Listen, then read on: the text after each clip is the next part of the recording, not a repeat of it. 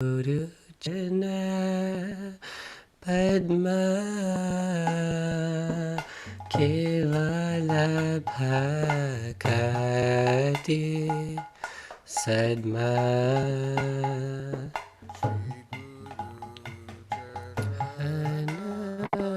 Padma Kevala Bhakati Sadma Shri Guru Charana Padma Kevala Bhakati Sadma Charana Padma Kevala Bhakati Sadma Bandhan Muni Savadana Mate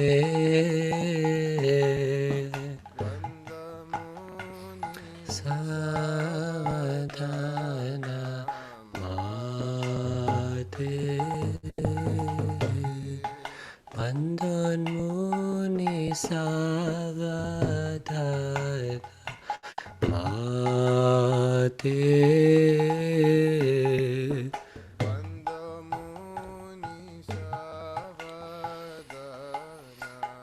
Mate Jahara Prasade Pai E Bhavatoriya Jai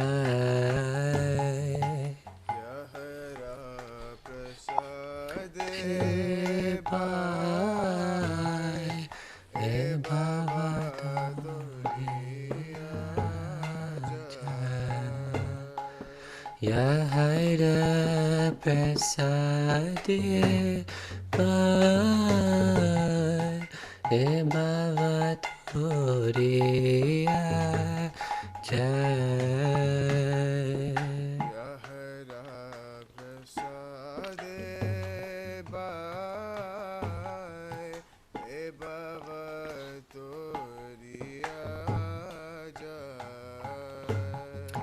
Krishna Prapti Hoya Hoite Krishna Prapti Hoya Hoite Krishna Prapti Hoya Hoite Krishna Prapti Hoya Hoite Guru Mukha Padma Vakya Chitte Koribo Kya Guru Mukha Padma Vakya Chitte Koribo Kya Arna Kori Ho Mane Asha Arna Kori Ho Mane Asha Arna Kori Ho Mane Asha Arna Kori Ho Mane Asha Shri Guru Charane Rati Aise Uttamagati Shri Guru Charane Rati ise uttama gati. ये प्रसाद पूरे servo आशा Ye prasade pure sarvo asha. ये प्रसाद पूरे servo आशा Ye prasade pure sarvo asha. Chakshudan dilo je janme janme Prabhu se. चक्षुदान दिलोए जन्मे जन्मे प्रभु से O chakshudan dilo je janme janme Prabhu se. चक्षुदान दिलोए जन्मे जन्मे प्रभु से Divya gyan hriday prakashito.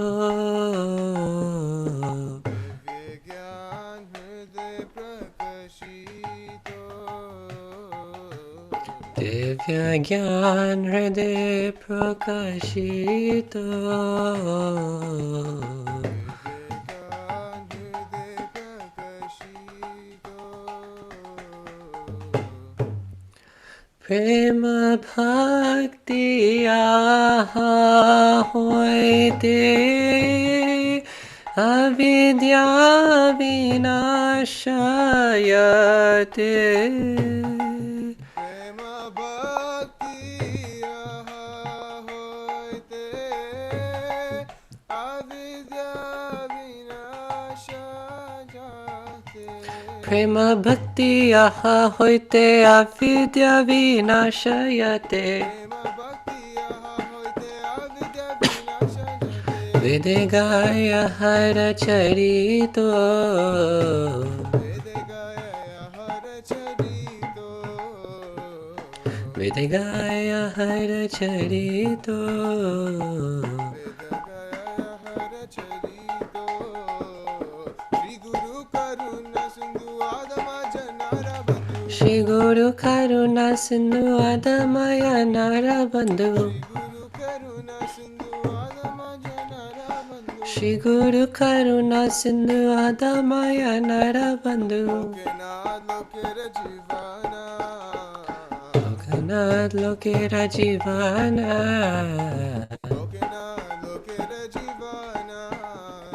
Lokanath Lokera Jivana.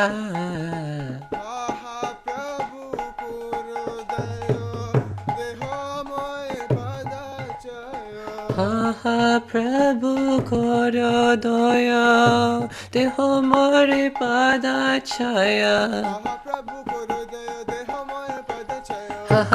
Koro Doya Deho More Padachaya.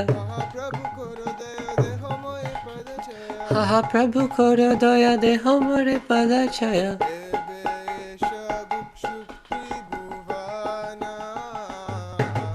Ebe Ashushu Tribhuvana.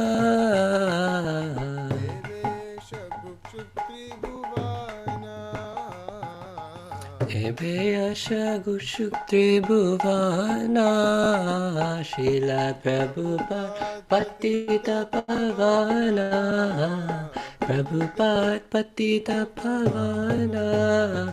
Jaya Prabhupada, Jaya Prabhupada, Jaya Prabhupada, Jaya Prabhupada, Prabhupada.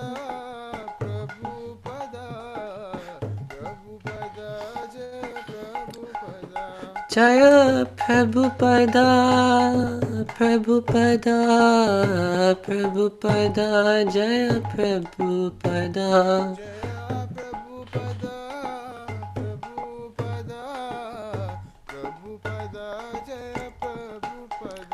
Jaya Guru Deva, Jaya Guru Deva, Jaya Guru Deva, Jaya Guru Deva.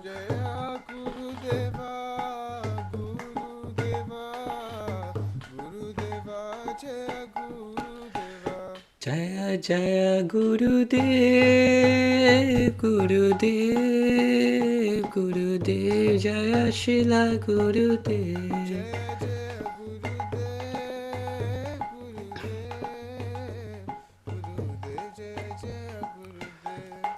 Okay, let's recite together.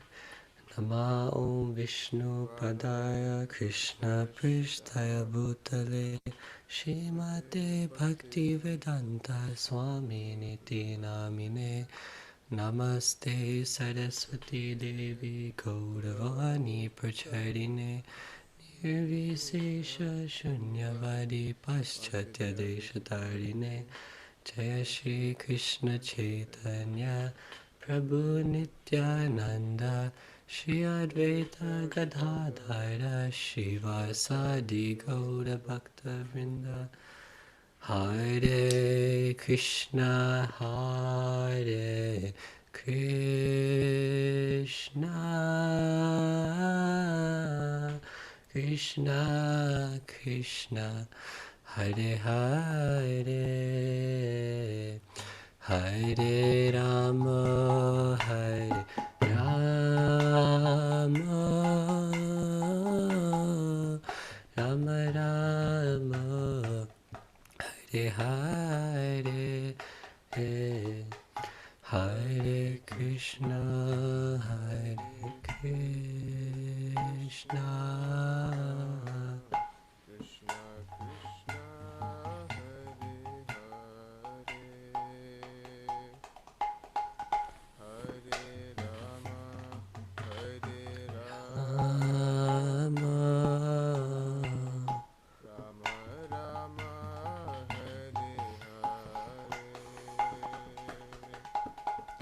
Hare Krishna, Hare Krishna,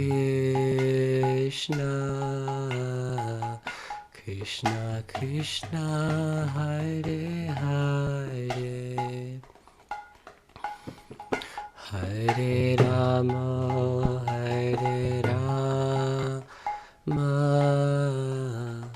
Rama Rama, Hare Hare.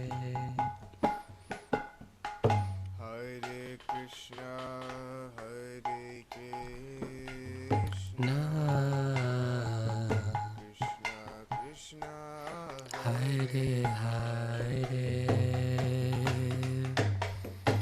Hare Rama, Hare Rama, Rama Rama, Hare Hare. Shikar again.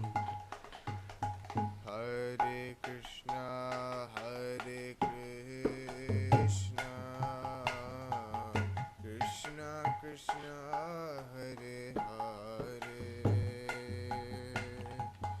Hare Rama, Hare Rama, Rama Rama, Hare Hare. Together. Hare Krishna, Hare Krishna, Krishna Krishna, Hare Hare, Hare Rama, Hare Rama,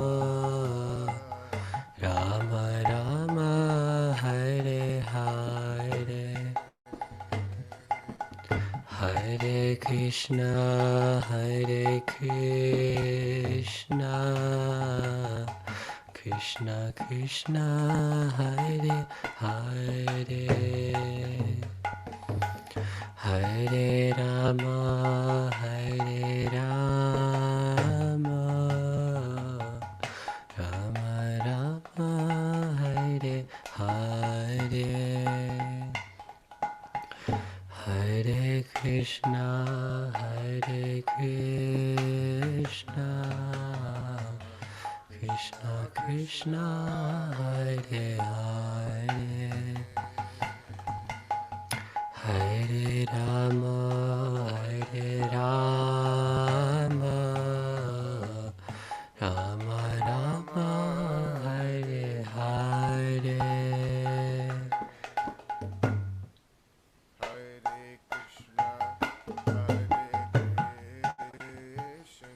Hari Bol. Krishna Krishna Hare Hare Rama Rama Rama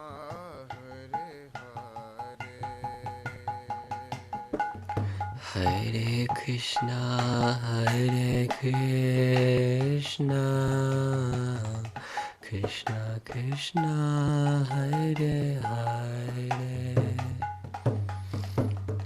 Hare Rama, Hare Rama,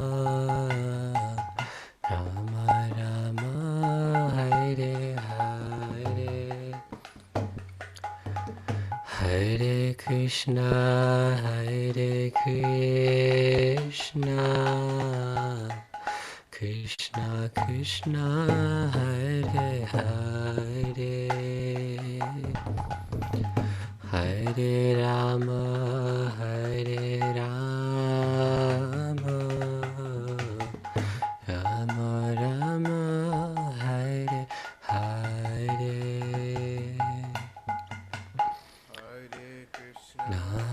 Hare Krishna, Krishna Krishna, Hare Hare, Hare Rama, Hare Rama, Rama Rama, Hare Hare.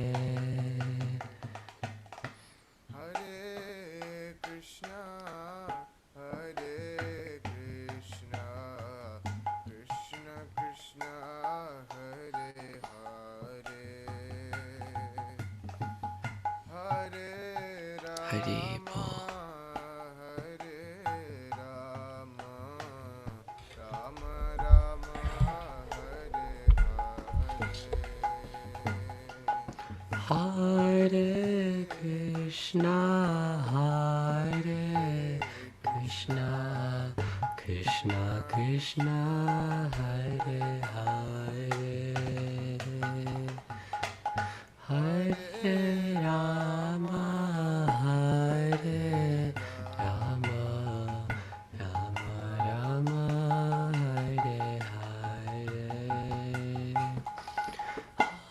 Hare Krishna, Hare Krishna, Krishna Krishna, Hare Hare, Hare Rama, Hare Rama, Rama Rama, Hare Hare. Hare Krishna, Hare Krishna, Krishna Krishna, Hare Hare, Hare Rama, Hare Rama, Rama Rama, Hare Hare. Hare Krishna, Hare Krishna, Krishna Krishna, Hare Hare,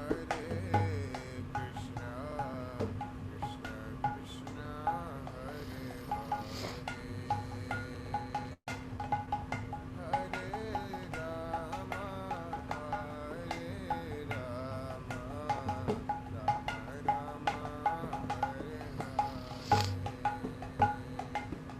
Hare Krishna, Hare Krishna, Krishna Krishna, Hare Hare,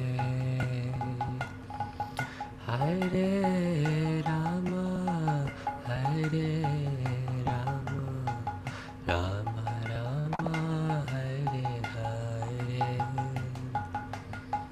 Hare Krishna, Hare Krishna, Krishna Krishna, Hare Hare, Hare Rama, Hare Rama, Rama Rama, Hare Hare, Hare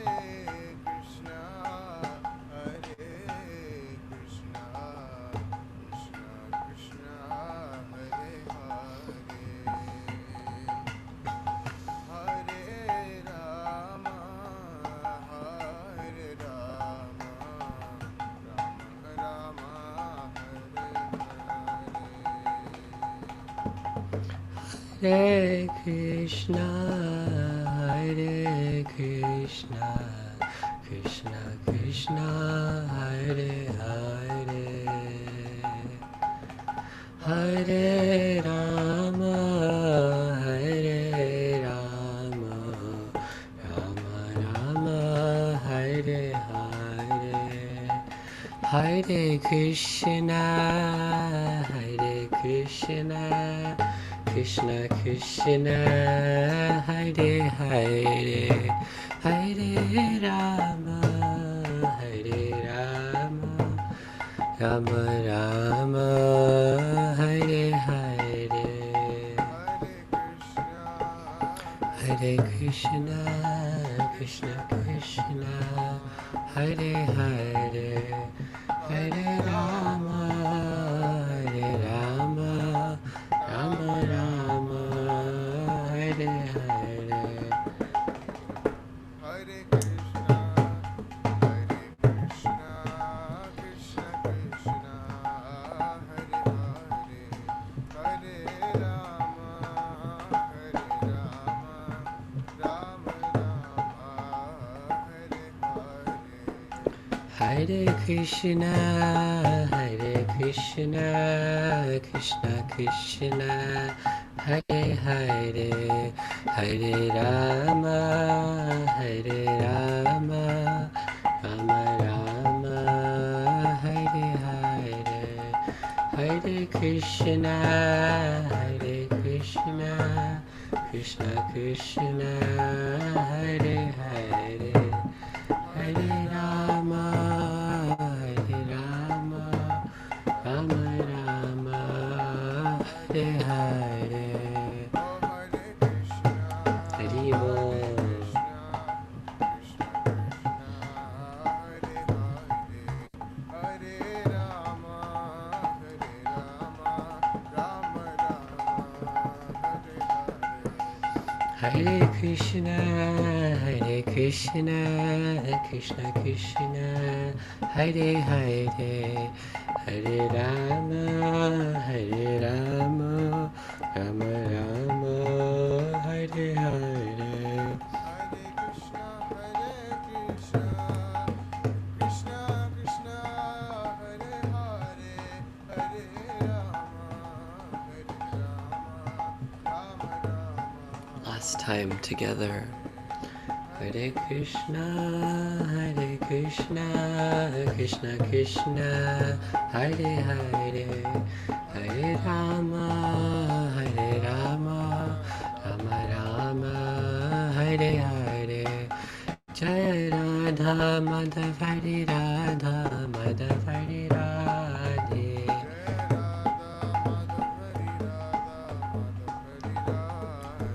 Jaya Nitai Gaura Chandra, Jaya Nitai Gaura Chandra, Jaya Nitai Gaura Chandra, Jaya Gaura Hari.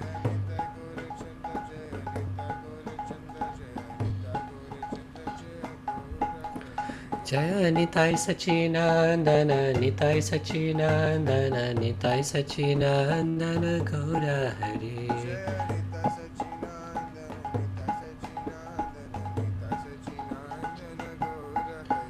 Jaya Prabhupada, Jaya Prabhupada, Jaya Prabhupada, Jaya Prabhupada.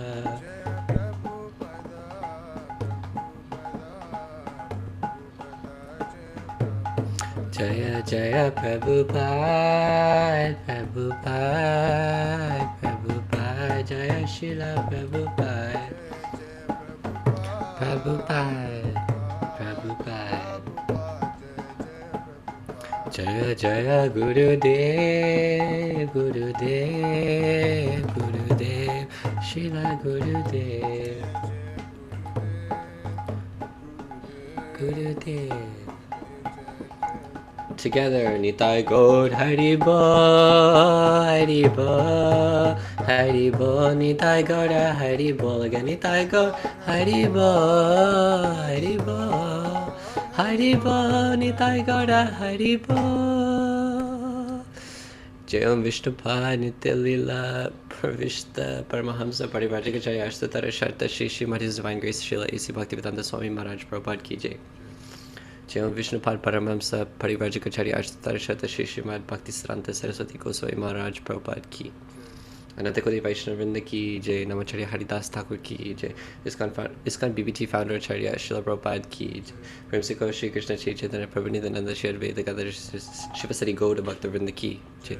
Shri Shri Radha Krishna Gop Gopinath Sham Kund Radha Kund Giri Govardhan ki jai. Vrindavan Mathura Dham ki jai. Mayapur Navadvip Dham ki jai. Jagannath Puri Dham ki jai. Ganga Mai Yamuna Mai ki jai. Tulsi Devi Bhakti Devi ki jai. Sankirtan Yagya ki jai. Samaveda Bhakta Vrinda ki jai. Gaur Premanande Hari Hari Bol. All glories to assembled devotees. Hare Krishna. All glories to assembled devotees. Hare Krishna. All glories to assembled devotees. Hare Krishna. All glories to Shri Guru and Gauranga. All glories to Srila Prabhupada ki jai. Jai Radha Madhava Jaya Kunja Bihari.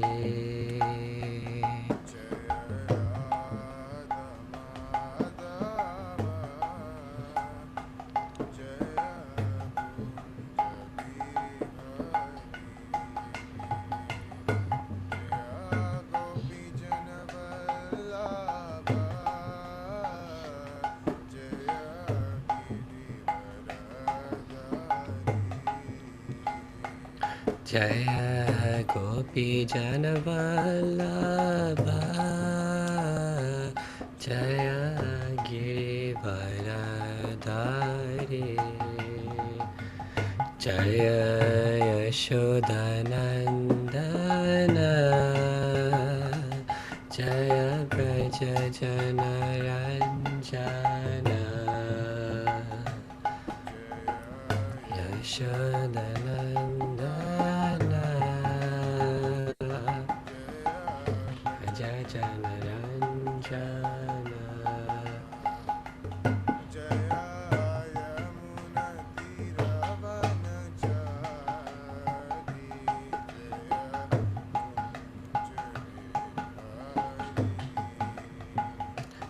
Jaya Yamuna Tiravachari Jaya Kunja Bihari Hare Krishna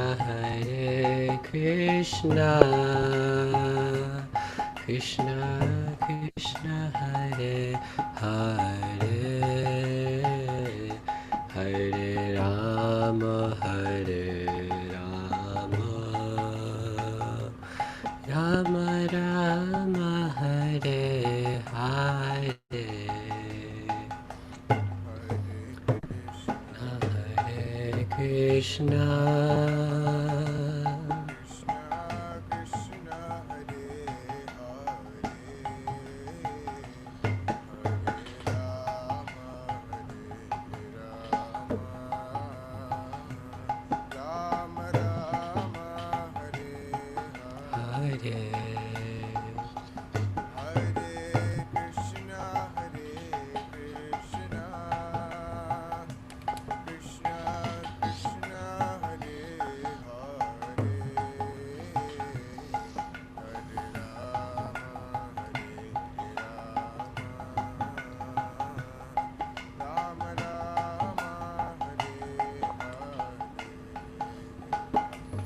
Hare Krishna Hare Krishna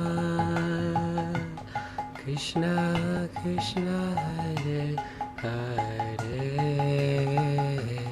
Hare Rama Rama Rama Hare Hare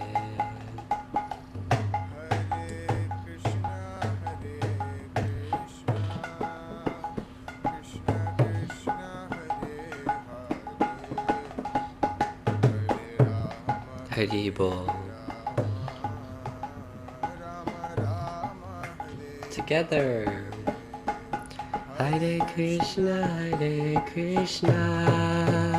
Krishna Krishna Hare Hare Hare Rama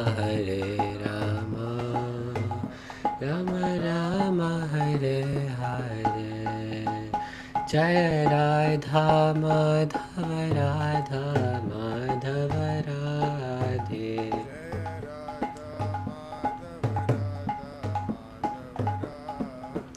Jaya Radha Madhava Radha Madhava Radhe. Jaya Golokeshari Jaya Golokapati Jaya Golokeshari Jaya Golokapati Jaya Golokeshari Jaya Golokapati Jaya Golokeshari Jaya Golokapati Jaya Jagannath Jaya Baladeva Jaya Shri Subhadra Jaya Sudarshan Chakra Jagannath Jaya Baladeva Jaya Shri Subhadra Jaya Sudarshan Chakra Jaya Gauranita Jaya Gauranita Jaya Gauranita Jaya Gauranita Jaya Gauranita.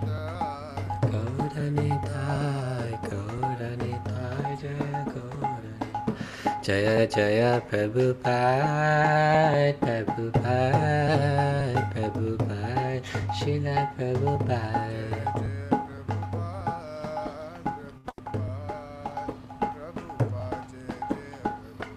Jaya Prabhupada, Prabhupada, Prabhupada, Jaya Prabhupada. Jaya Jaya Gurudev Gurudev Gurudev Jaya Srila Gurudev Jaya Jaya Gurudev, Gurudev, Gurudev Gurudev, Jaya Jaya Gurudev. Nitai Gaur Hari Bo Hari Bo Hari Bo Nitai Gaur Hari Bo Shout Nitai Gaur Hari Haribo, Bol, Haribo, Haribo, Nitai Gaur Haribo. Shri Shri Golokeshwari Golokapati Dham ki Jai. Harinam Sankirtan Yagya ki Jai. Samveda Bhakta Vrinda ki Jai. Jagat Guru Srila Prabhupada ki Jai. Hare Krishna, Prabhu. Thank you so much. So much for Have a getting great such a wonderful. class. Thank you so much. Hopefully, you can stay to hear Srimad Bhagavatam, not from me, but from Prabhupada. But yeah, please, according to schedule. Thank you so much for singing such beautiful Guru Puja. Thank you, Srikar. Thank you, William, for the Thank you wonderful for service having you us. both are doing. Thank you. Okay. So since Jayalama has been done, what we'll do, just 1 second. Okay. We'll do the verse. So today's, thank you so much everyone for joining for Sunday Srimad Bhagavatam discussion. So today's verse is from the first canto, chapter 9, verse number 13. So I'll read the verse 3 times, and then if anyone would like to recite the verse again, please feel free to do so. Samsthite tirthe pandau prathab bala prajavadhu yusmat kate bahun kleshan prapta tokavati muhu. संस्थिते तीर्थे पांडौ पृथा बाल प्रजावधु यस्मात् कृते बहुन् क्लेशान् प्राप्त तोकवती मुहुः. संस्थिते तीर्थे पांडौ पृथा बाल प्रजावधु यस्मात् कृते बहुन् क्लेशान् प्राप्त तोकवती मुहुः. Would like to recite the verse?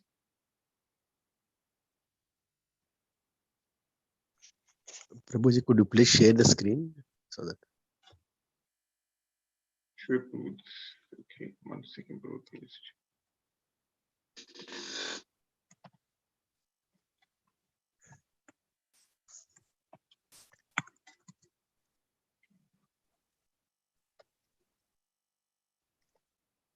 Okay.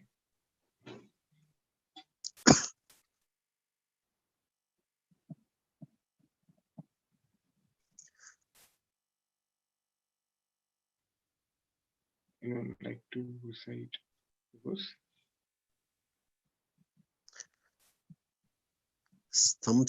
samstitete tirate pandau pruta bala praja vadhu yusmat krute bahun kleshan prapta takavati muhu. Thank you. Thank you so much. Samsite तीर्थे पाण्डौ पृथा बाला प्रजावधू युष्मात् कृते बहुन् क्लेशान् प्राप्ता तोकावती मुहुः. Thank you, Bhagavatam.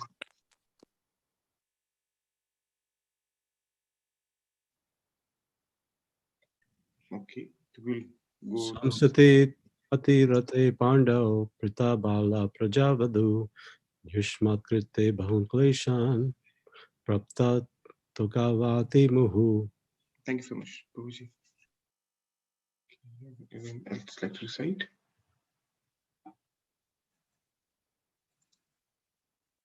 Okay, so we'll go to the synonyms. Samsthite, after the demise. Atirathe, of the great general. Pandav, Pandu. Pritha, Kunti. Bala Praja, having young children. Madhu, my daughter-in-law. Yushmat Krate, on your account. Bahun, multifarious. Kleshan, afflictions. Prapta, underwent. Tokavati, in spite of having grown-up boys. Muhu, constantly. Translation prepared by His Divine Grace A.C. Bhaktivedanta Swami Srila Prabhupada Ki Jai. Translation: As far as my daughter-in-law Kunti is concerned, upon the great General Pandu's death, she became a widow with many children, and therefore she suffered greatly. And when you were grown up, she suffered a great deal also because of your actions. Purport: The sufferings of Kunti Devi are doubly lamented. She suffered greatly because of her early widowhood and to get her minor children brought up in the royal family. And when her children were grown up, she continued to suffer because of her son's actions. So her sufferings continued. This means that she was destined to suffer by providence, and this one has to tolerate without being disturbed. Sorry, just stop me sharing. Okay, so we'll say the Mangacham prayers. Om Jnanatimirandasya Jnananjanashalakaya Chakshu Unmilitam Yena Tasmai Shri Gurave Namaha Shri Chaitanya Manobhishtam Sthapitam Yena Bhutale Swayam Rupa Kadamayyam Dadati Swapadantikam Vandeham Shri Guru Shri Yuta Padakamalam Shri Gurum Vaishnavamscha Shri Rupam Sagarjatam Sagana Raghunatam Vitam Tam Sajivam Sadvaitam Savadutam Parijana Sahitam Krishna Chaitanya Devam Shri Radha Krishna Pada Sagaralita Shri Vishakham Vitamscha He Krishna Karuna Sindhu Deenabandho Jagatpate Gopesha Gopika Kanta Radha Kanta Namosute Tapta Kanchana Gaurangi Shri Radhe Vrindavaneshwari Vrishabhanu Sute Devi Pranamami Haripriye Pancha Kalpatarupishcha Kripa Sindhu Bhayevacha Patitanam Pavanebhyo Vaishnavebhyo Namo Namah Nama Vishnupadaya Krishna Pristhaya Bhutale Srimate Bhaktivedanta Swamin Iti Namine Namaste Saraswate Deve Gauravani Pracharine Nirvishesha Shunyavadi Paschatya Deshatarine Jai Shri Krishna Chaitanya Prabhu Nityananda Shri Advaita Gadadhara Shivasadi Gaura Bhakta Vrinda Hare Krishna Krishna Krishna Hare Hare Hare Rama Rama Rama Hare Hare. Srimad Bhagavatam Ki Jai. I will recite the Mangacharan before reciting Srimad Bhagavatam. Narayanam Namaskrityam Naram Cheva Narottamam Devim Sarasatim Vyasam Tato Jayo Mudire Nashtaprayeshu Abhadreshu Nityam Bhagavata Sevaya Bhagavati Uttama Shloke Bhaktir Bhavati Nashtaki Krishnaya Vasudevaya Devaki Nandanaya Cha Nandagopa Kumaraya Govindaya Namo Namah Hare Krishna Krishna Krishna Hare Hare Hare Rama Rama Rama Hare Hare. Srimad Bhagavatam Ki Jai. Hey Krishna, thank you so much everyone for joining for Sunday Srimad Bhagavatam discussion. So first of all, I would like to beg blessings, mercy from all assembled Vaishnavas. Before I speak something on Srimad Bhagavatam, even though I know no qualifications at all to speak something on this exalted subject matter, so kindly give blessings so the right words come from my mouth at the right time in the proper mood. So thank you so much, Hare Krishna. So I read the verse once again and then the translation. Samstithe tirathe pandav prathab bala prajavadhu Yushmat kute bahun kleshan rakta tokavati muhu. Translation. As far as my daughter-in-law Kunti is concerned, upon the great General Pandu's death, she became a widow with many children, and therefore she suffered greatly. And when you were grown up, she suffered a great deal also because of your actions. Jai. So we know what this chapter is about. It's a passing away of Bhishma Deva. And Bhishma Deva just started speaking from the previous verse. And Balandaru last week gave a very wonderful class on this particular verse. And Bhishma starts with kind of having a general, he becomes overwhelmed with love and affection when he saw the Pandavas and also the Lord. But when he saw his grandsons, he became very affectionate, overwhelmed with love and affection, and he started speaking to Yudhishthira Maharaj, because the reason they all went to Bhishmadev was Yudhishthira Maharaj was he was extremely aggrieved, he was extremely sad, upset, kind of beating himself, so to say. What did I do? What did I do because of my, because I wanted these things, kingdom and stuff. So many people have been are dead because of my selfishness. So to resolve the matter and make peace, so to say, within his heart, Shri Vyasadev directed Yudhishthira Maharaj, saying that the only person now you can who have learned all these arts, not from this earthly plane, from the heavenly realms, who have learned from Shukracharya, who have learned from Brahaspati, who have learned from Indra. So many wonderful qualities, arts he has learned. He is the best person to solve your problem. This is Bhishma Dev. So please go to him and he will help you with this dilemma of yours. So now Bhishma Dev says, for the first verse of, let's say, the first verse when he starts speaking, he addresses a general, so to say, about the Pandavas in general, saying that, oh, what terrible sufferings and what terrible injustice you good souls suffer for being the sons of religion personified. Right? He's talking in general. And then the next verse, today's verse, he specifically talks about Mother Kunti, saying that as far as my daughter-in-law Kunti is concerned, right? So she's talking specifically about Kunti Maharani here. Now in the purport by Srila Prabhupada, even though it's very small, there are a lot of very interesting things Prabhupada have written. So Prabhupada says she suffered greatly because of early widowhood, and to get her minor children brought up in the royal family. Now this is not interesting. We know this fact that there are many things going on in this place. So she had to raise her children in a very hostile environment. Just imagine, you are in a family and everyone else is trying to get to you, trying to kill you, or trying to suppress you, trying to get rid of you. Right? You have to be extremely cautious 24/7. Maybe you have to sleep with one eye open, right, to see if someone is coming from here, back, we don't know. So there are many things going on. There were many things going on in the palace, and the Kauravas were conspiring against them. And we know all the past history from the Mahabharata. There's one.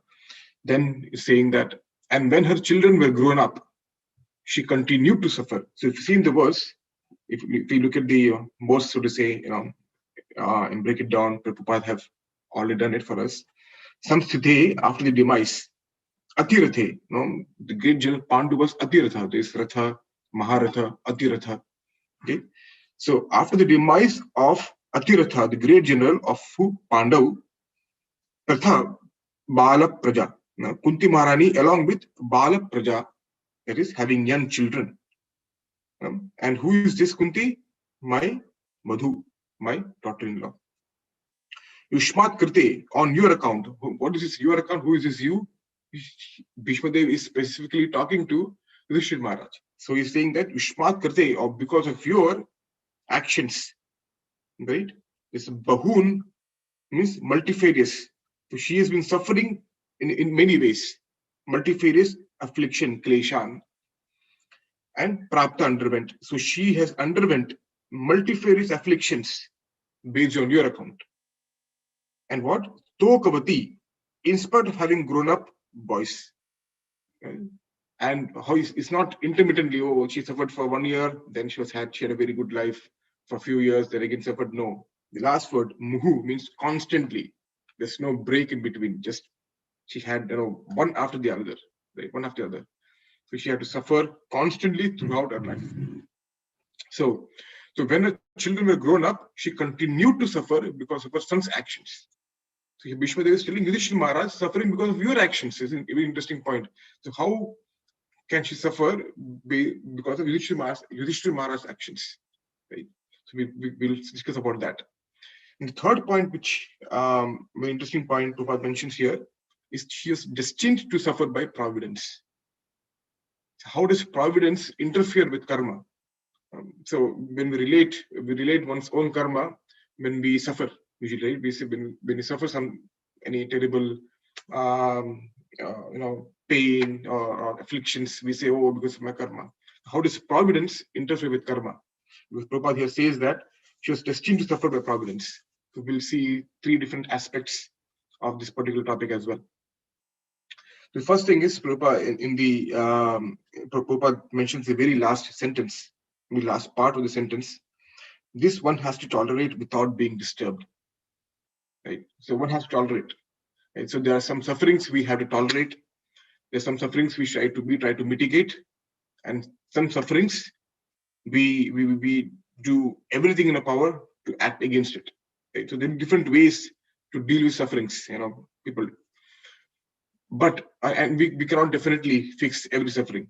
Right? And we'll talk about that later in the our discussion when Krishna gives instructions to Uddhava. So we cannot tolerate or we cannot fix all the sufferings we have. Right? And Krishna speaks very beautiful words pertaining to this particular point in Bhagavad Gita, chapter 2, verse 14. Matra spashtastu kaunteya shitoshna sukha dukkhada agama payano nityas tam titikshasva bharata. Krishna very beautifully, Krishna says, matra spashtastu kaunteya. Just by being in contact with the material nature, right? So being in contact, son of Kunti, right? The non-permanent appearance and non-permanent appearance of happiness and distress. So what is happiness and distress? The word used here, Shita Ushna Sukhada. Shita means winter, the cold, right? And Ushna means hot, right? So yeah, Shita Ushna Sukhada. Sukha Dukha is like Shita Ushna. The seasons they come and go. The happiness, the non-permanent appearance of happiness and distress, right, are like the appearance and disappearance of winter and summer seasons. Yes, Matas Pashas, because of our sensory perception. Right? O Kunti, O Kaunteya, because of our sense perception, right, we experience this happiness and distress just like, and they come and go. They're not Agama Payino. Agama Payino means appearing, disappearing, and Anityas is non-permanent. They are non-permanent. After happiness, there will be distress, and after distress, there will be happiness. It will be there. It's kind of a law of the world, of the material world. And what does Krishna say? Tams titikshasva bharata. One has to learn to tolerate them without being disturbed. The exact same thing what Prabhupada here mentions in the very last sentence. One has to tolerate without being disturbed. Right? So the reason for Bhishma Dev saying this particular verse, there's an internal reason, there's an external reason to Bhishma Dev's words here. And we'll try to go discuss something about those 2 reasons. So the first question would be, what causes pure devotees to suffer? Right? And Bhishma Dev specifically talking about Maharani Kunti here. Right? And the subsequent question would be, what causes pure devotees to suffer? Next question would be, what causes, or what would be the cause for practicing devotees to suffer? Okay. So the 3 categories you could say. What causes the pure devotees to suffer? Then what causes the practicing devotees to suffer? And the third part would be, third subsequent question would be, what causes the non-devotees or the materialist people, right, to suffer? These three divisions, and right. These are good pertinent questions, and people usually ask these questions when you try to tell them about Krishna consciousness. The first thing is, why do bad things happen to good people? Why am I going through all this? I've been so good, I did so many good things, but I'm still suffering. Right? So, what are the causes for non-devotees to suffer? And we have seen wonderful devotees who have gone through, have suffered. So they suffered a lot in their course of time, right? So what causes the practicing devotees to suffer? And we have seen so many examples in the scriptures where pure devotees suffer, so to say. Right? So what are the reasons for these three categories of people for the suffering? Now in Chaitanya Charitamrita Madhya Leela, chapter 20, verse 102. So Srimad Chaitanya Mahaprabhu is giving instructions to Srila Sanatana Goswami. And when Sanatana Goswami, when he sees Chaitanya Mahaprabhu, the first question he asks is, who am I? And why do the threefold miseries always trouble me? These are the first two questions he asked. Right? Who am I? And second question is, why do I suffer? Because without knowing who am I and why am I suffering, how can I be benefited? So this is all in one verse. Who am I? Why do I suffer the threefold miseries? And without knowing who am I and without knowing why am I suffering, how can I be benefited? Right? And what is the connection between the two questions? The connection is that because we are suffering because we don't know who we are. So he's specifically asking, please tell me who am I? Right? And then I will be able to know why I'm suffering. Right? If you know what the constitutional position is, we are Jivira Swarupa, Krishna Nityadas.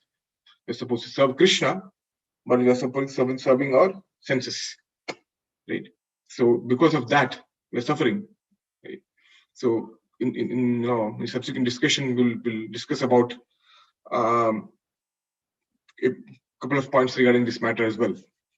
So usually when we preach, or to the not preach, we discuss or we try to tell new people about a philosophy of Krishna consciousness.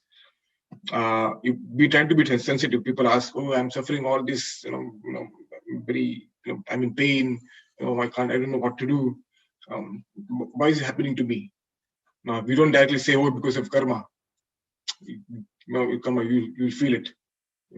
Because you did something, that's why you're getting it. No, we try to be sensitive. Right? We don't try to be blunt. We don't sugarcoat things, but we say in a very nice way, and then we slowly take them to the ultimate point of why they're suffering. But devotees tend to be very sensitive, so that we don't offend anyone. Right? So, but usually suffering is attributed to karma. You might have performed some bad action or any sinful action, and because of that, you are getting some reaction, the appropriate reaction to that type of action you performed. Right? And that's why we are suffering. Right? But here, Bhishmadeva is differentiating that particular point. He is bringing the idea of providence also. Right? Because constantly, right, he's bringing the idea of providence, which we understand to be the nature of the material world. Right? So Bhishmadeva is differentiating the aspect that, because of a karma. Right? He's been differentiating the aspect here, being idea of providence. So in the purport, in the previous purport, if you'd say, Prabhupada says,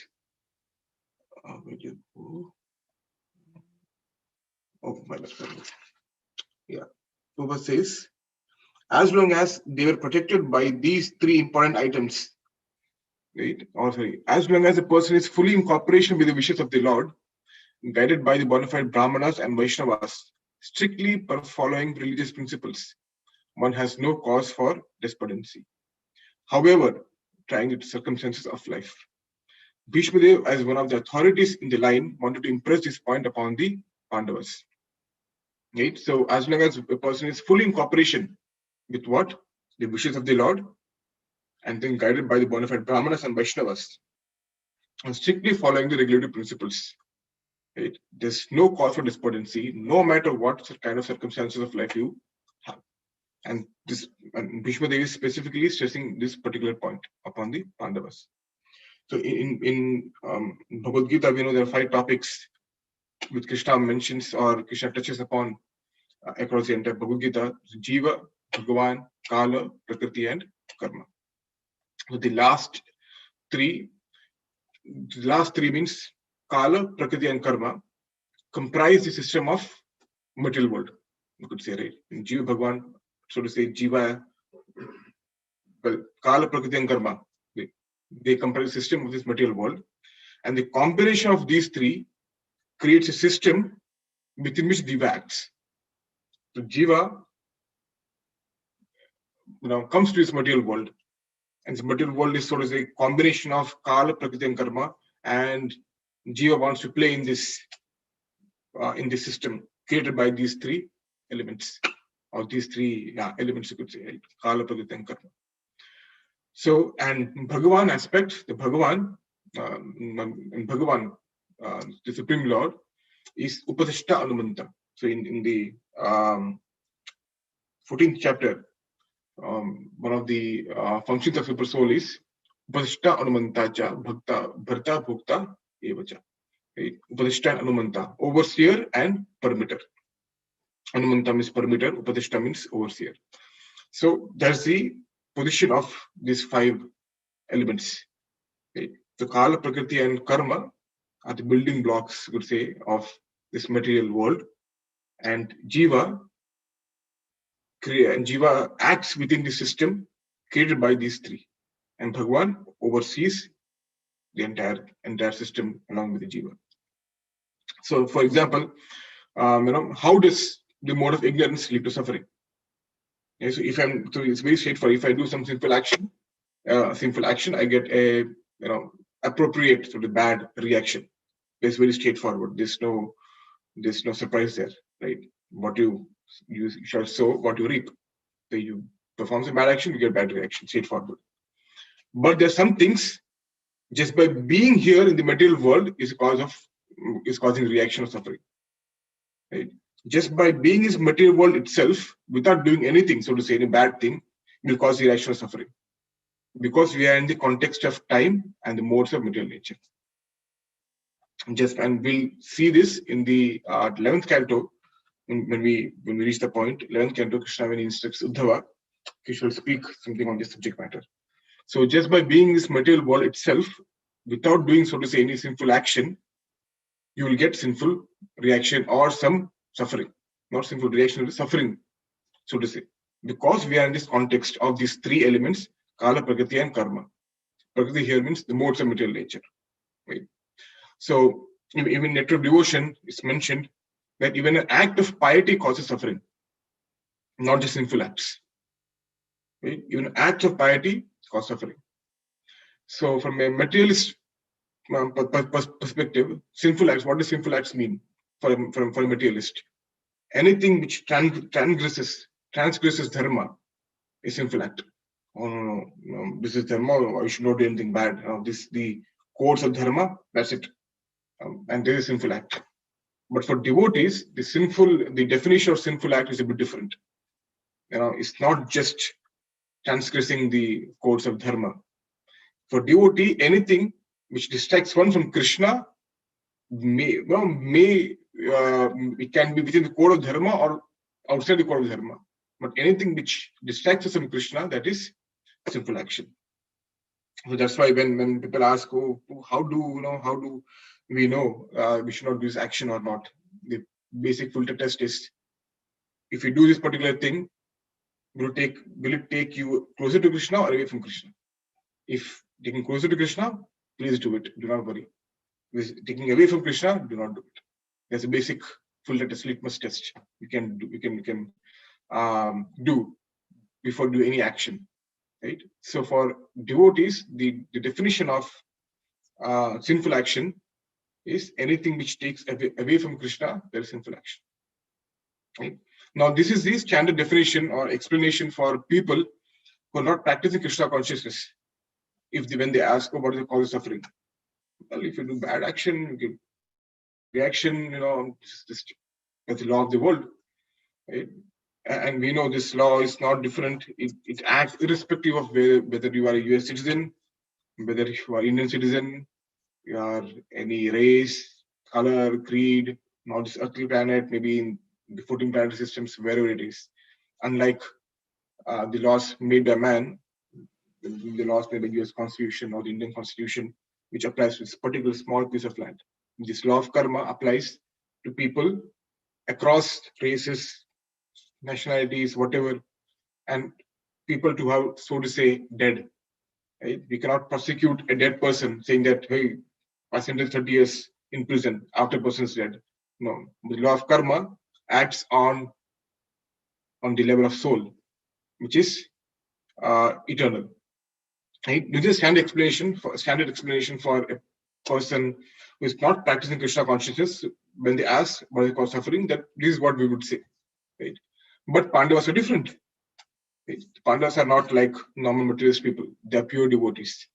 And Srimad Bhagavatam is a beautiful, as the first canto of Srimad Bhagavatam, there is a very beautiful description of that. How Narad Muni goes from one place to other. So Pandavas are pure devotees of the Lord, right? And every act they performed was an act of devotion to Krishna. Every act they did was an act of devotion to Krishna without any ulterior motives. So Kunti Maharani, for example, like the Pandavas are so exalted. Kunti Maharani's prayers are mentioned in Srimad Bhagavatam.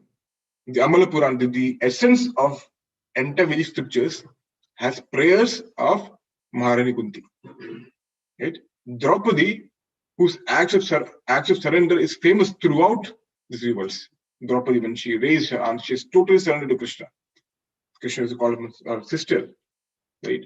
So Draupadi, whose acts of surrender is famous throughout, and Arjuna, we know, Yudhishthira Maharaj, they're all such exalted, extraordinary personalities, but yet they suffered. And for this, Vishwadev gives an external and internal reason. Right? What is the external reason? Time, providence, and Yudhishthira Maharaj's action, as mentioned here. Right? And the next verse also, if you see just to do a quick, peek, the next verse, 14th verse, is mentioned. This is all due to inevitable time. Right? So the external reason is what? The time factor, providence, and Yudhishthira Maharaj's action. Because of that, Kunti Maharani and all the Pandavas are suffering. Now we'll see that this aspect is externally true and internally true as well.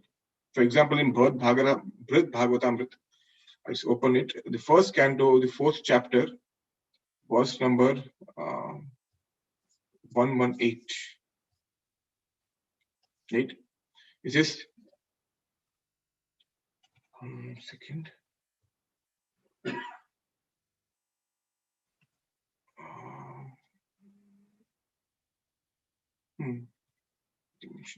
Okay. So in Srimad Bhagavatam, the devotees encounter, Srila Sanatana Goswami mentions, the devotees encounter two types of dangers. The first one is created by Krishna to glorify his devotees. So the dangers encountered by the devotees are actually created by Krishna to glorify his devotees.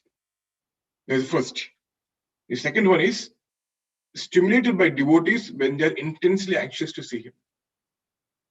I'll repeat again. The devotees or the exalted devotees encounter two types of dangers. The first one is created by Krishna himself to glorify his devotees. And the second one is stimulated by devotees' intense desire to see Krishna. Right? That's when Krishna enacts a play, right, where they're put in this kind of dangerous situations. Right? And we say that as suffering. Right? So intensely anxious to see Krishna means the performance of devotional service. Right? It causes a kind of danger because they are taking some kind of risk for Krishna on their own volition. It's not like Krishna is putting themselves. Krishna, no, I want to see Krishna. I'm going to do something because we know that Srila Bhakti Siddhanta Saraswati Thakur. So they do not try to see Krishna, but instead try to serve Krishna in such a way that Krishna wants to see you. Right? So devotees take up, they go out of their way. We know that there's a comfort zone, there's a stretched zone, and there's a panic zone. So if they're in comfort zone, we are not doing much. Yeah, we are not exerting ourselves. We are very comfortable. We are not trying to do anything.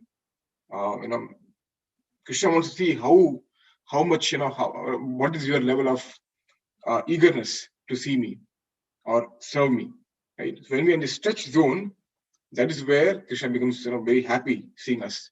We are trying to go out of our way to do something for Krishna. We may be in situation which are very risky for us, so to say, because based on our own volition, Krishna becomes very happy. Oh, you're doing so much, going out of your way for serving me, right? And this act attracts Krishna's blessings. Right? For example, Sudama and Krishna when went to the forest to get firewood, right? After they were found and they returned back, Sandipani Muni give them blessings. Right?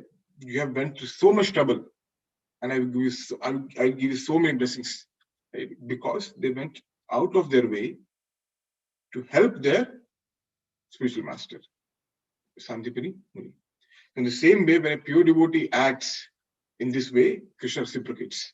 When a pure devotee takes all the risk for Krishna, because they know one of the 6 limbs of surrender is what? Gopti Varandatha, Rakshishati Vishwaso. Krishna will take care. I don't have to worry. What do I do for Krishna? Krishna will take care of me. Right? With that dedication, they take some activity. They go to they do some activity which may, so to say, endanger their life or be in risky situations, but Krishna reciprocates by protecting them. So in Yudhishthira Maharaj's context, by his devotion of Krishna, right, he led an internal aspect. So Bhishmadev says, by your actions. And what are those actions? Those acts where he did everything as an act for Krishna. So we know that Bhishmadev performed the Rajasuya Yajna, right? And when he performed the Rajasuya Yajna, did he actually perform the Yajna to exert dominion over the entire planet for him? No. When Lord Ram performed the Rajasuya Yajna. But what was the actual reason he performed the Rajasuya Yajna? Sri Prabhupada explains in Krishna book, as well as in Bhagavatam, when Narad Muni goes to the Pandavas, Yudhishthira Maharaj actually tells the reason why what was the reason he performed the Rajasuya Yajna. The reason he performed the Rajasuya Yajna was because he didn't want people to think devotees of Krishna to suffer, or they didn't want people in general to think that devotees of Krishna are always suffering. Now, in a worldly standard, people will think, hey, devotee of Krishna, that means Pandavas, they are so to say devotees of Krishna, but they're so poor, they went to so much trouble, right? So in Bhagavatam, if you open first canto, the 5th chapter is in the chapter name is the Beloved. If you see verse number 47. Yes, it says, Prakritanam jananam hi madrak apad ganikshaya Krishna bhakto pravittischa vishwasascha hreshtidava. He says, if ordinary materialist see the many calamities that have come upon us, their faith and their inclination to serve Krishna are likely to wither. And this would surely cause us great distress, for we have dedicated our life and breath only to him. We would suffer like embodied creatures without food, or like fish deprived of water. So what is Vishnu Maharaj's mood in performing the Rajasuya Yajna? Well, I have to perform so that the entire world can know that even devotees of Krishna can get whatever, can get everything what materialists can get. But one more addition, there's something else to that particular aspect, is that what they get is permanent. Because when Krishna gives something, it's permanent. Krishna doesn't give something temporary. That's what demigods give. Right? So let it be established that devotees of Krishna receive benefits completely different to the materialist, and that they are permanent. And so the performance of Rajasuya Yajna was a devotional act to establish Krishna consciousness. That was the motive of doing Rajasuya Yajna by Yudhishthira Maharaj. right? And then the war took place, right? These acts are leading. It looks like trouble, right? This already you have suffered for so long, and then you are in war. It's already a very troubling situation. But what is the result, end result of all this? Yudhishthira Maharaj is despondent, and Rajasuri Yajna was a tipping point of this war, right? And what is the result of all this activity which happened? The entire world learns the glories of Yudhishthira Maharaj, even though he went through that suffering. So how does a pure devotee respond to the suffering or respond to the situation? First is created by Krishna to glorify his devotee. And for that benefit of whole world, Bhagavad Gita was spoken and Vishwadev's instruction was spoken.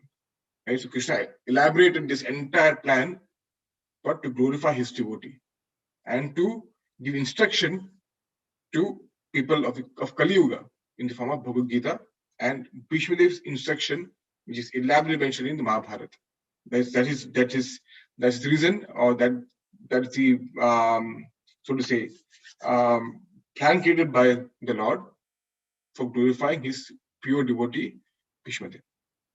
So it is said that the nature of a pure devotee or a great personality is to suffer so that the others will not suffer or others will suffer less. And we know that many examples.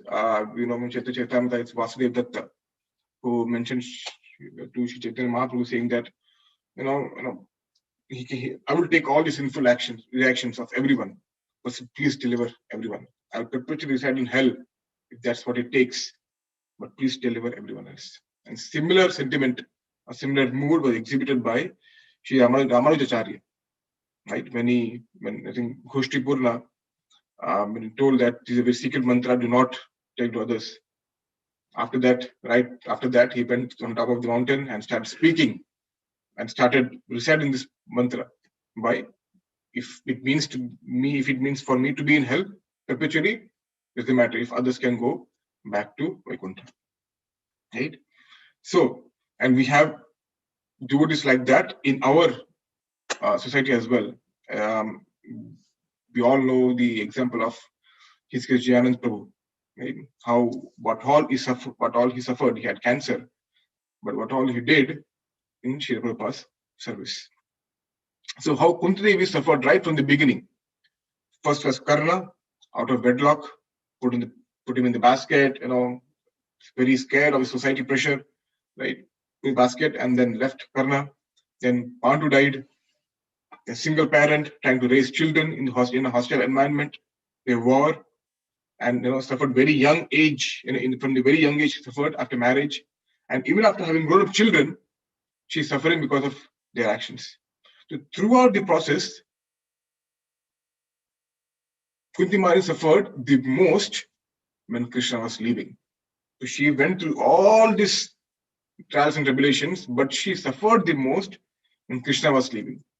So Kunti Mari prayed that when I had no husband, Krishna, you protected me. Right? She felt that she received more mercy than Devaki. Why? Because Krishna saved Devaki once, but Krishna saved me multiple times. Moreover, Krishna saved Devaki but could not save her children at that time. Of course, later he did. But for me, Krishna saved me and my children together multiple times. Right? So Devaki had a lot of people to protect her. I had nobody. I totally relied on Krishna. Right? And that's how she leads to her prayer, a famous prayer that may calamities come over and over again. Right? There were so many calamities being killed, trying to be killed in the house of lac, right? So if all were such great calamities and sufferings, why would one want it again and again? What is the joy in getting calamities again and again if that was sort of suffering? Right? If we are put in that situation, would we say, "Oh no, please, give me more suffering"? There has to be something else which they are getting, which we are not. Right? Why? Because there are no sufferings. So what looks like suffering externally is ecstasy for pure devotees. It's very hard to find. What looks like suffering externally is actually their internally relishing Right? The pure devotees are internally relishing, even though we may see it externally as suffering. So for pure devotees, such circumstances are pure bliss. So why would someone want something that is painful or calamitous? Because that is the nature of prema, the love of Godhead. And that prema culminates in Braja Prema. Right? In Braja Prema also the topmost is the love of the gopis of Vrindavan. And this becomes very clear to us as to how this must be true. Right? What seems to be like a suffering to ordinary person or a devotee, right, who doesn't possess that kind of love, what seems to be suffering is very wonderful. So I'll repeat that again. What seems to be like suffering to ordinary person or a devotee who doesn't possess that kind of love seems to be suffering is very wonderful. When, for example, what I mean is, when a person doesn't have that love or love for Krishna, or ordinary person who doesn't know what it is in the first place, when they see that aspect of devotees or Pandavas are suffering, they take that instant and say that, oh, they're suffering so bad. And we do the exact same thing. We judge karma like that. If something bad is happening to us, we don't go back, oh, it's because of what I did in the past. Or when we do the action, we don't think about the future. When we're suffering something, we take that snapshot of that instant and think, why am I suffering? Right? So, but in Bhagavatam, this aspect is very beautifully portrayed in the last chapter of the first canto. I'll just quote Bhagavatam. It says that only expert rasikas can understand how prema can be pleasurable internally and sufferings externally. Only expert can understand how only those who are not expert cannot know and should simply accept authority.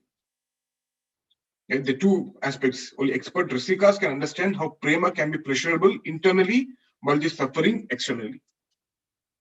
And only expert can understand how only those who are not experts cannot know. An expert person can know that, or those who are not expert, what they're feeling. And those who are not experts, they should simply accept authority. Think, oh yeah, this is said in the scriptures, we should accept it. But what if they don't want to accept these two?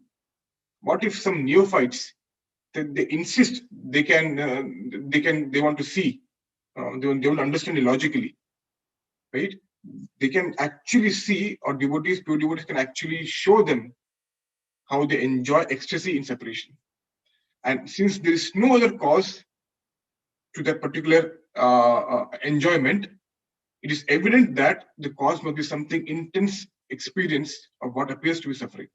So, if the pure devotees are enjoying so much but externally suffering, we cannot ascertain that what they're getting something else. Even though we're seeing something, we're seeing something externally we are seeing very bad situation, but they are enjoying. They are not complaining about it. That must mean that there's something else, which is feeding, which is making them such blissful, right?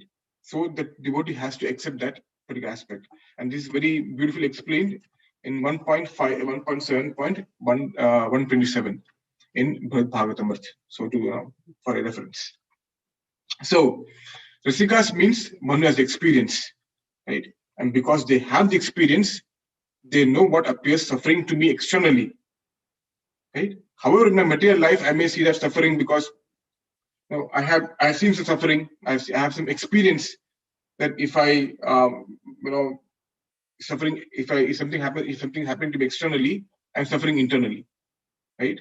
But the Rasikas means they have experience that this aspect of externally very bad condition, very bad situation, but I'm very happy internally, right? So if we have that experience ourselves to some degree, which we all have, that no matter when we're practicing Krishna consciousness, at some point of time, to some certain degree, we have the experience, no matter what situation, we may be in very bad situation or even a very so to say opposing situation, but we may have some kind of ecstasy, and we may not have the full degree, but in some to the degree of their adhikar or degree of their purity, The devotees will experience some kind of ecstasy even when they are in a very, very bad situation.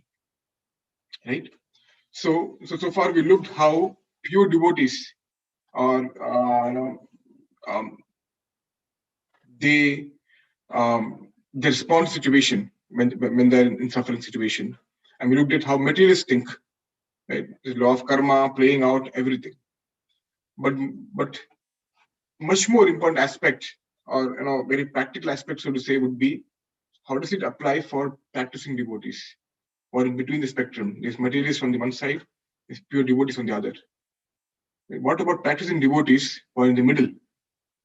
Right? So what are the causes of suffering and how can we see it? I will have 7 minutes so to summarize it as soon as possible. The first verse which comes into your mind is 10:14:8. Most famous verse, a very famous verse. Satyenu kampam susamikshmano bhunjana evadmakatam vapakam vyad vagvapupir namaste jivetu yumukti padesa dayabhak. He says, my dear Brahma is praying, my dear Lord, one who earnestly waits for you to bestow your causeless mercy upon him, all the while patiently suffering the reactions of his past misdeeds and offering you respectful obeisances within his heart, words and body, is surely eligible for liberation, for it has become his rightful claim. Right? So the 3 points, if I were to take away the 3 points which we can take from this aspect of how should devotees take, practicing devotees take when they are being suffering. Right? The first one is we are being trained, and this is the strictness of Krishna to train the devotees. Even though it may appear as karmic reaction, but when Krishna is training us, there's a difference. And how can we know there's a difference? When Krishna is training us, our suffering or the reaction does not leave a subtle residue. So we know the cycle of karmic reaction, right? What cycle of karmic reaction? There is bija, means sinful desire, and the living entity acts on the desire, which is papa, and papa results in aprarabdha karma and manifest reaction. You have a big tank, the reaction goes in a tank, right? So aprarabdha karma has 2 divisions. Called it prarabdha, basically means at later point of time the sinful reaction will manifest. And what is the other aspect of aprarabdha is kuta. Kuta means inclination to perform that action again. So when Krishna gives us some punishment or some suffering or some reaction, what is Krishna doing here? Krishna, when the manifestation of that sin is destroyed, usually the seed remains, and therefore the sin occurs again and again because the inclination to perform that action, simple activity is there. But when Krishna trains, the manifestation of what looks like the manifestation of prarabdha karma is actually the seed being removed. So even though we may see that we are getting some reaction, but what is Krishna actually trying to do here? We don't have the inclination to do the activity again, and the seed of performing the activity is actually being destroyed. That's how we know that we are actually being trained instead of getting reaction because of karmic action before, right? That is first aspect. The second is when we are being trained by Krishna, we actually relish that because we reflect on that in the consciousness that this is for my purification. We can reflect on that. We can, when we reflect on that, we can understand this Krishna's training for us. So it leads to pleasure as opposed to pain eventually. So when doing the process, we may get some painful, experience, but eventually it leads to pleasure because we reflect on the particular aspect of action or reaction. As you know, Krishna is doing this for my purification, and that is another way of understanding that what we are going through is based because of Krishna's intervention, right?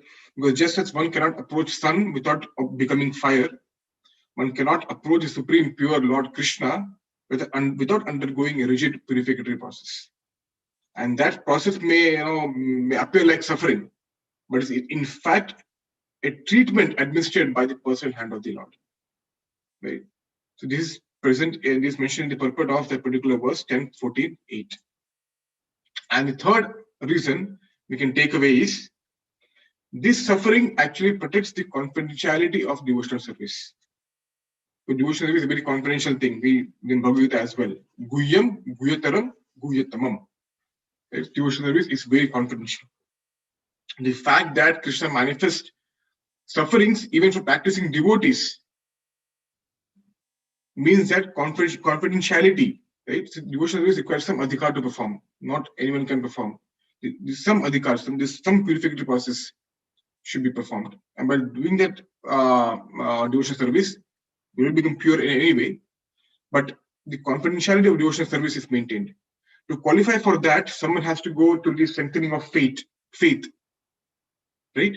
So if someone hears, we heard Yudhishthira saying that if worldly people hear that devotees of Krishna are pauper, they're poor, they don't have anything else, they're likely to worship Krishna will be their way. So even after hearing those things, if a person engages in devotional service of Krishna, that means their faith is growing. Right? So this suffering actually protects the confidentiality of devotional service, that is not for any person who can do whatever they want. It's for devotees or people who actually have the initial faith, and the faith keeps growing because of suffering. And the fourth reason is it increases the eagerness with which the devotees call upon the Lord, and thus increases their pleasure when he does.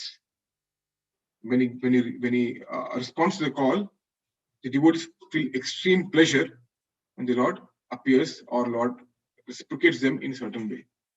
So when the devotees are put in such trying circumstances, right, it does means calling out to Krishna because we have no other shelter.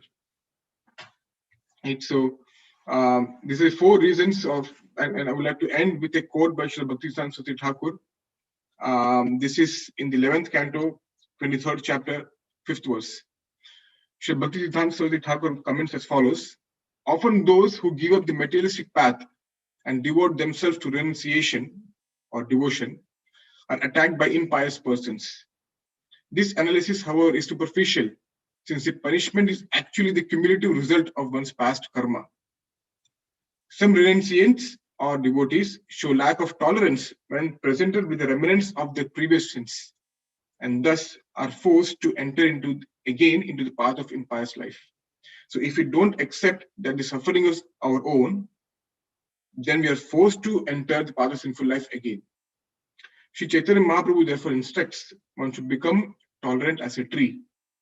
If a neophyte on the path of devotional service to the Lord's pure devotees is attacked by envious persons, he must accept it as a consequence of his previous fruitive activities.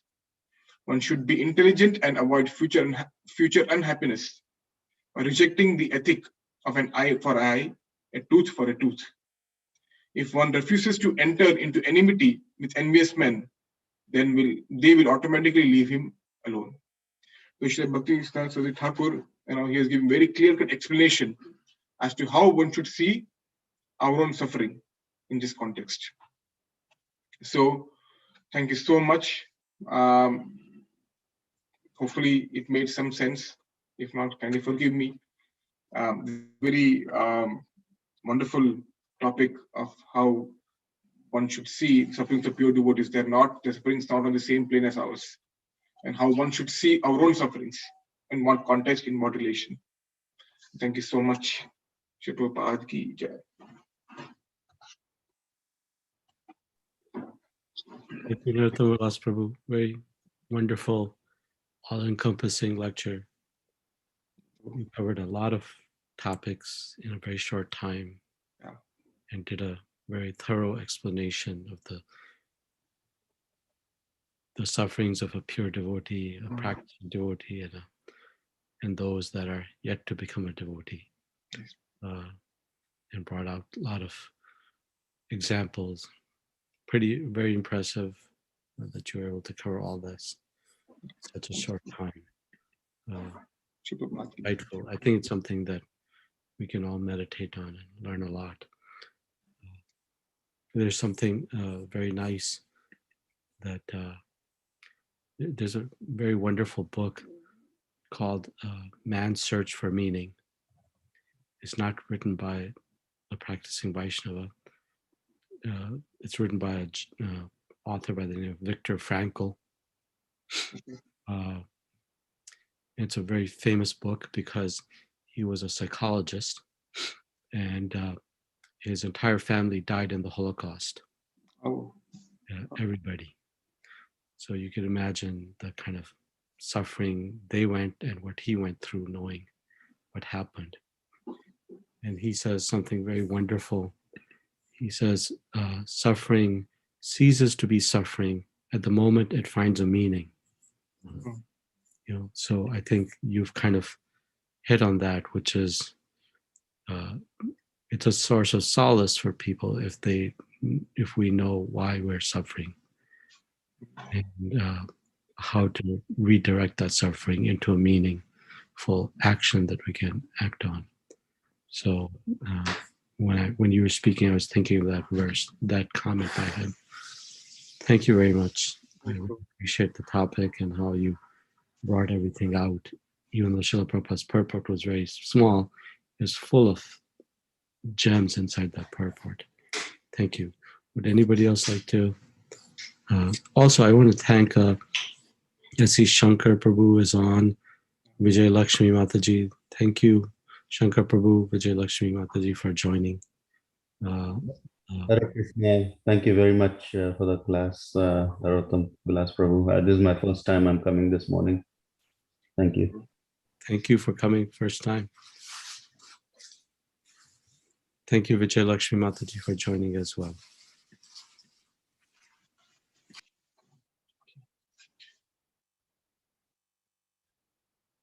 so Anyone have questions for Narottama Vilasa Prabhu?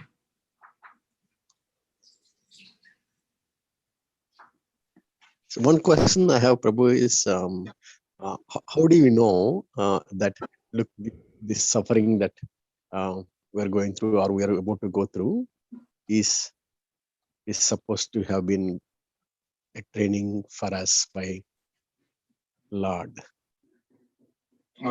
yes, the last 4 points which I mentioned too.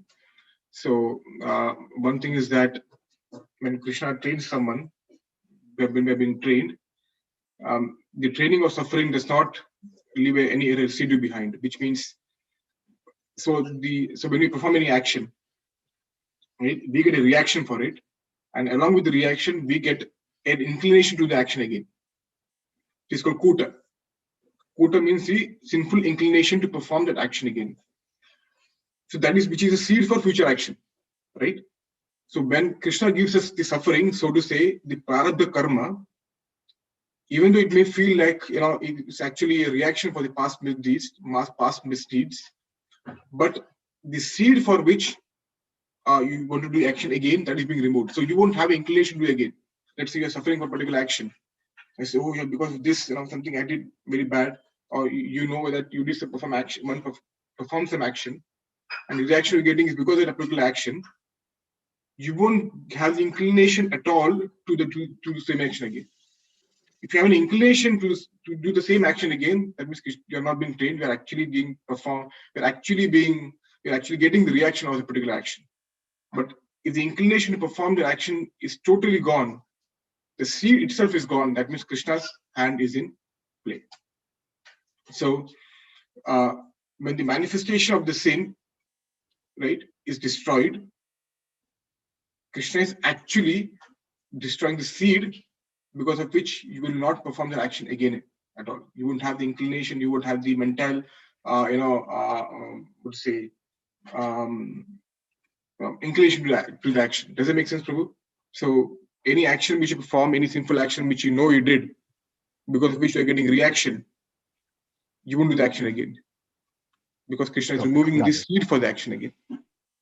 Got it. Yeah, understand. Thank you. Yeah, thank you, Prabhu.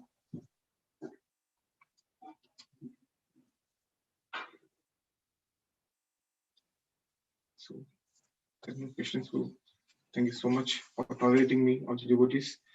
Please forgive me if I made any mistakes. And if at all anything would came out of it, it's all the mercy of my Guru Maharaj and Srila Prabhupada. Any mistakes if I made, it's not my mistakes. So kindly forgive me for being such wonderful exalted devotees. kindly please, I beg forgiveness from you. Thank you so much. All glory to Srila Prabhupada. Srila Prabhupada ki jai. Narottama Vilasa Prabhu, thank you very much for this wonderful lecture.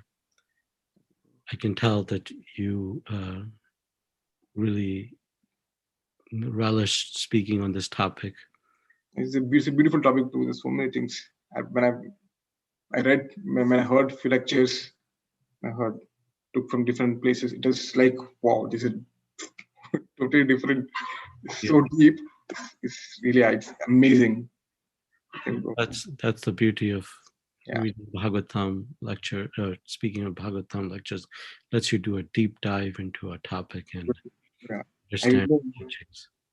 I didn't know we could do this, but it's so beautiful. This is, it calls it introspection.